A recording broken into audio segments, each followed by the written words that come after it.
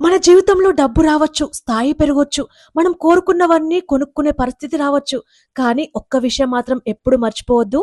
మనం ఎక్కడి నుంచి వచ్చామో. చిన్నప్పటి నుంచి కష్టాలు చూసి చూసి సాధారణంగా పెరిగి తర్వాత డబ్బు వచ్చాక సడన్ గా అన్ని మార్చుకోవడం తప్పు కాదు.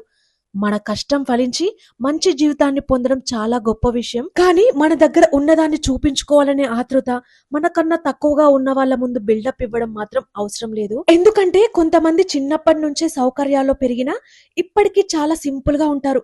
వాళ్ళ దగ్గర ఉన్నది వాళ్ళకు తెలుసు.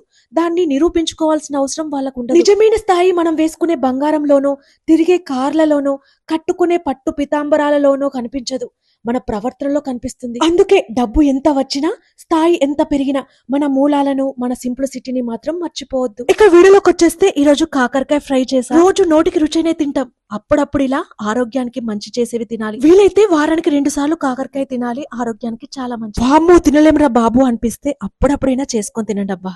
వీడియో నచ్చితే లైక్ చేసి సబ్స్క్రైబ్ చేసుకోవచ్చు కదా.